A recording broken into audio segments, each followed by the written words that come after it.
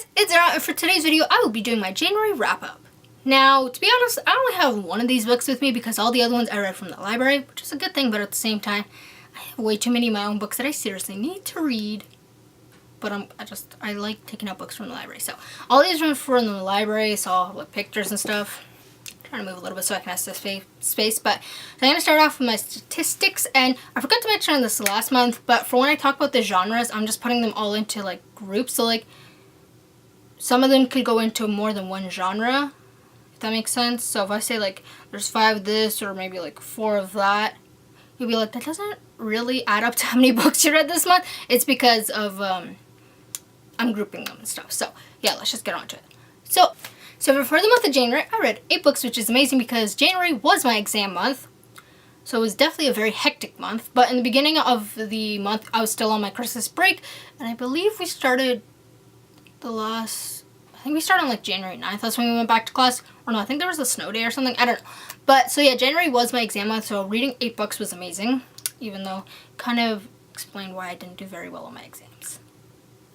But let's just get in. So now let's get into the statistics. Why can I never say that word? So I read 8 books, which totaled up to 1,580 pages. I gave 1 book 5 stars.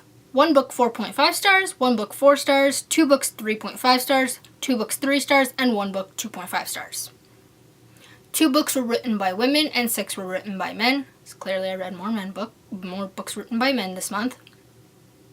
5 books fell into the graphic novel genre. 1 was a nonfiction, 3 were YA, 2 were fantasy, 2 were middle grade, 1 was an adult, 1 was a thriller, and 2 were manga.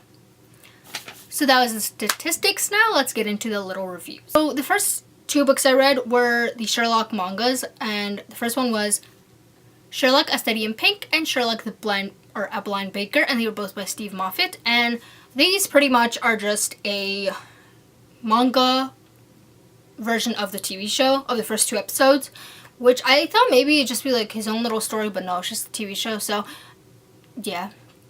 So if you've seen those episodes, that's literally all it is, and I'm not really going to describe it, because I think you guys should definitely watch the TV show instead of reading the manga, because the manga was just like, eh.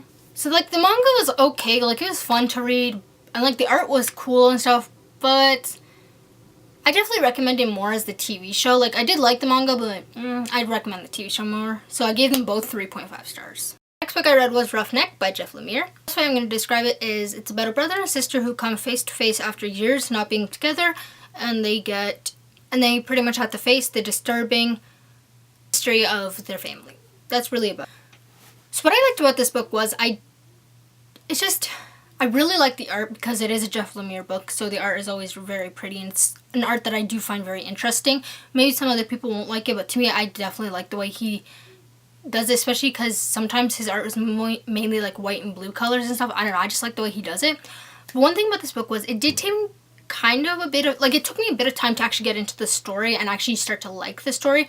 And since it's a graphic novel, that does sometimes make the star rating or make me not like the book just a little bit more, because the graphic novels, they're meant to be read like they're fast books to read because it's pictures and words, and usually it's sometimes more pictures than words, so you expect to like it a little more. I don't know. It's just, that was definitely something that did make me lower my star rating. But after finishing it, I honestly do very much want to reread this because it was really interesting, especially because the story does talk about, I believe the main characters are Native American, so I definitely like the fact that he did put that into the story. It definitely made it more interesting, and I believe this is also a Canadian book. Actually, I think all of Jeff Lemire's books take part in Canada, which makes me very happy because I don't really read many books that take part in Canada. They're usually in the US or the UK, which I don't mind, but I do like it when they're told in like Canada because it's more interesting, especially if like I know a little bit of the place it's told in. So even though usually it's not, but yeah. I did very much like the relationship between the brother and sister, especially when the brother finds out something about the sister, and just the way he acted and stuff, it just made me very happy, especially because of all the stuff that they're going through and stuff, so it did make me very happy. So I gave this book 4 out of 5 stars. So the next book I read was A Stranger in the House by Shara Lapina. I believe that's how you say her name. Sorry if I said it wrong. But, so this story is pretty much the way that, like the little tagline on Goodreads says, in this neighborhood, danger lies close to home. A domestic thriller packed full of secrets and a twisty story that never ends. That's pretty much the story. Like, it was definitely a very interesting story. I did find in the beginning, like, I did get interested, like, right away from the first page, but throughout the story, there was times where I was just like, oh, I'm kind of bored, I don't really like this, but then something would happen and you're like, okay, I'm interested again. So it was one of those books where, like, I get interested, I get uninterested, and it just kind of flip-flops and stuff, but I was mainly interested in the story, especially the ending. The ending had me wanting a second book because, oh my god, how do you end it off like that and not make like a novella or something? Because I would very much like to read something about that because, oh my god. I honestly thought I knew who the real killer was. Like, I kept like flip-flopping, like, oh, maybe it is her, maybe no, it's her, maybe it's him, maybe it's them. Like, it was one of those things that I never truly knew who the actual killer was. And to be honest, I don't really read thrillers or mysteries, so like maybe other people would be like, oh, I knew right from the start or something. But I didn't, and that made it more interesting. That made the story more interesting. It always makes thrillers and mysteries more interesting when you don't know what's gonna happen. So yeah, so I very much enjoyed this. I gave this book 4.5 out of 5 stars.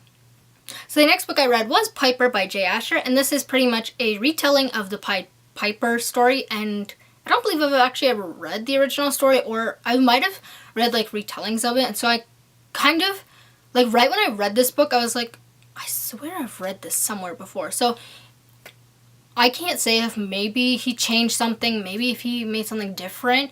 So I can't actually go into that. But I did actually, like, this book was okay. The art was definitely very nice to look at. The story itself was just, I felt like I was more bored. I don't know. I kind of like more uninterested. Not really bored. Like, I was kind of interested at times, but I was more uninterested half the time I was reading this. And it's a pretty short book, and it's a graphic novel, and like, I don't know, it's just, it wasn't for me for some reason. I did very much like the main character of Maggie, especially because she goes through some horrible shit because of their townspeople. Those townspeople are shitty people, that's for sure. But yeah, I did like her, and I very much liked her with the Piper, which we got a little more of him. So yeah, but it was an overall okay book, so I gave this 3 out of 5 stars. The next book I read was The Robot King by Brian Selznick. This book is pretty much about a brother and a sister, and the sister builds a robot out of like spare parts and stuff, which kind of reminds me of Violet from the series Unfortunate Events, and he comes alive and then very magical things happen, pretty much. So this, I feel like this right now has been the lowest rated book that I've gave Brian Selznick, like a Brian Selznick book, because the other ones I've read, actually I think I've only read one book by him, and I did very much enjoy that book. The one thing about Brian Selznick's books, not even reading them, but just like flipping through it, is the art. The art in Brian Selznick's books are very beautiful, and I love that it's pencil drawings because it looks really nice and it just adds to the story and it makes the story more alive and it makes you more engaged in the story. The story itself, I don't know why, but there was just something about it that didn't have me very interested. I felt like it was too rushed because it was such a short story, but it was still very interesting, just not interesting enough for me to give it a very high rating. So I gave it 3 out of 5 stars, which I don't know, I feel like it should be rated higher, but at the same time, I'm like, I don't know, I just felt like, after I read it, but at the same time, like, the story itself was interesting, but there's just something about it that didn't interest me enough, so I did give it 3 out of 5 stars. The next book I read was The Painting by Crass Cotter? I don't know how to say the author's name, so I'm sorry. But so the way that, let's use the tagline again from Goodreads because it's easier. So it says, a haunting, beautiful middle grade novel about fractured relationships, loss, ghosts, friendship, and art. Sums up the story. This story was not what I expected it to be. I don't really know what I expected into the story, but I did think that this was an actual graphic novel, but it wasn't. There was pretty much no art throughout this. There was maybe a couple pieces of art like in the beginning more. Other than that, there really wasn't any art in this, and I feel like if the author actually included art like how Brian Selznick does it, this story could have easily been so much better because it would have made me more into the story and it would have made me more interested and actually made me more engaged into it because the story is about art. So it's weird that the author didn't add art. Like, literally, the story is because of this one painting that this child sees, and like the painting by this certain artist, like that's what's the reason behind the story and like what everything's happening. So it just makes me really, like, it's just really odd that the author did not add art. Like, if you're gonna make a story that's pretty much only based on art, why wouldn't you add art?